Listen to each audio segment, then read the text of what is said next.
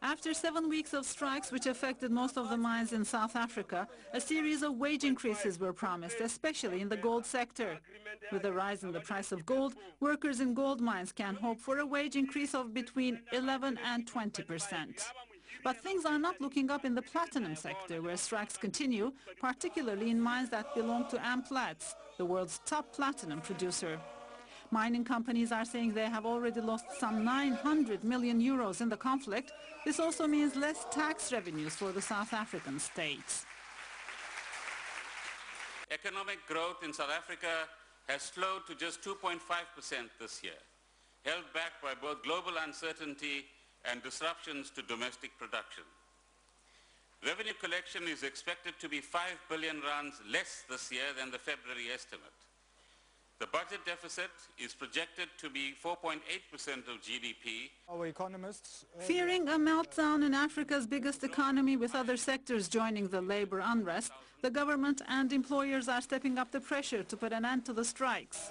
In the last few days, mining companies have been threatening to fire thousands of strikers if they don't go back to work. Spanish Coast Guards have announced they have rescued 17 survivors and recovered more than a dozen dead bodies of African immigrants traveling by sea from Morocco to Spain.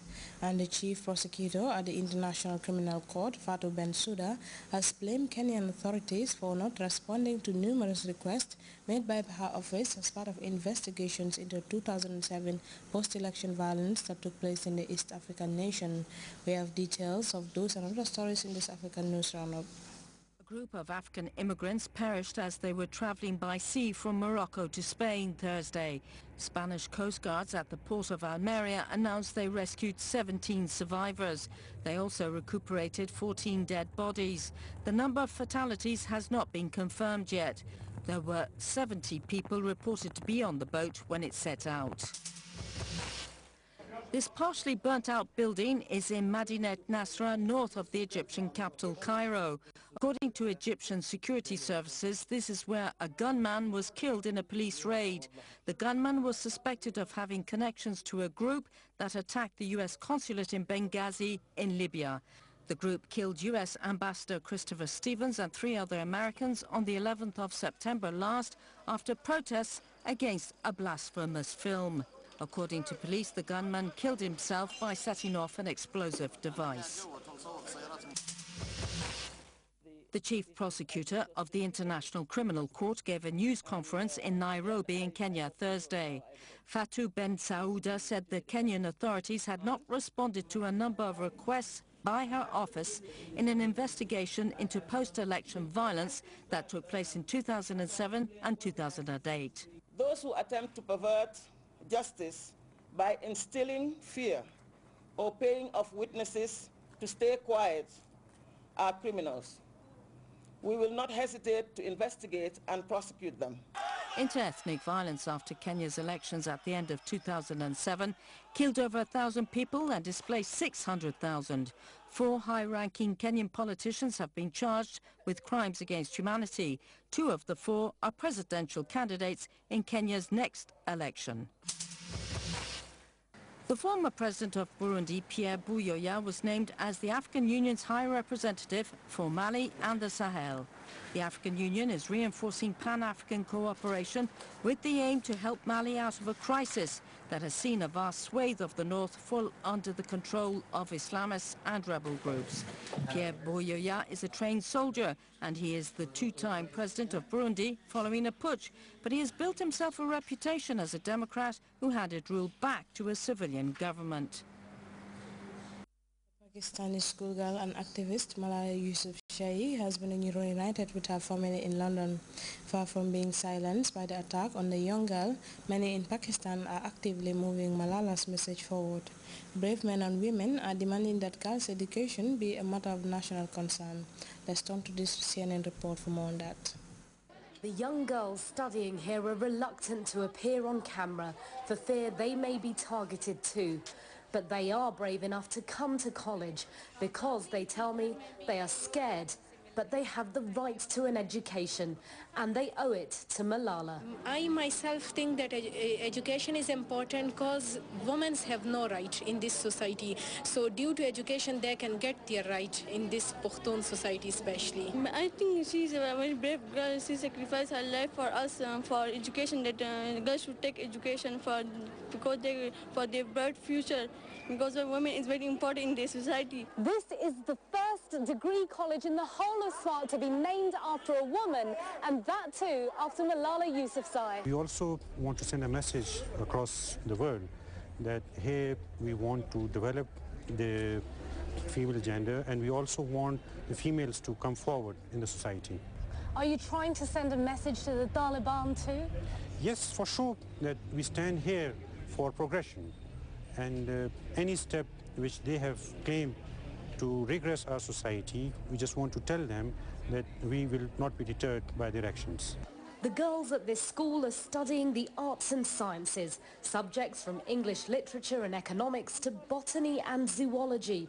They talk of becoming psychologists, lawyers and scientists. When you educate a girl, you educate the whole family, the whole race. The college principal is determined to promote and offer education for young girls no matter what it takes. I need security.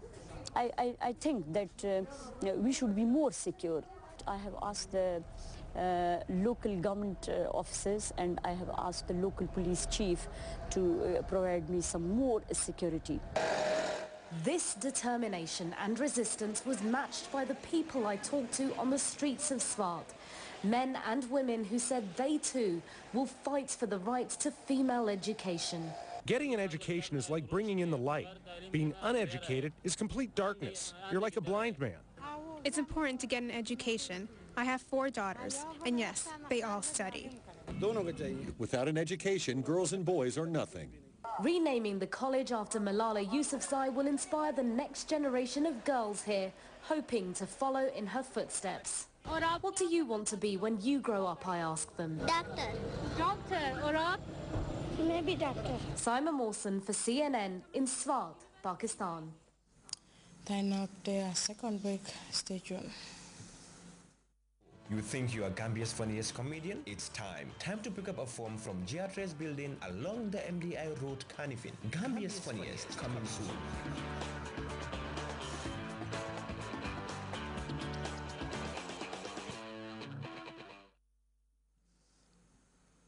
And before we end this edition of the news, a recap of our top stories.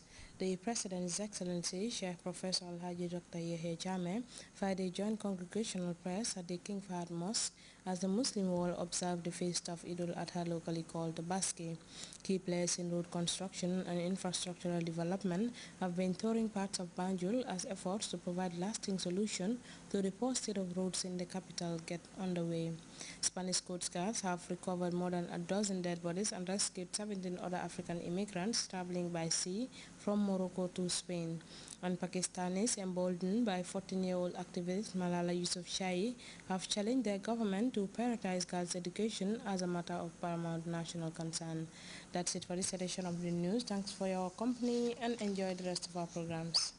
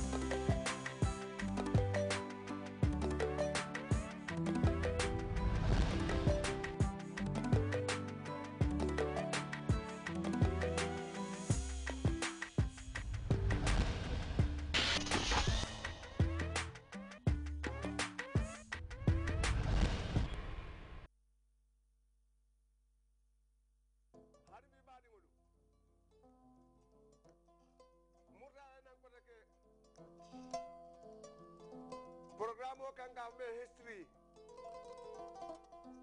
Nina mo fin kawo mun ka fa tariko.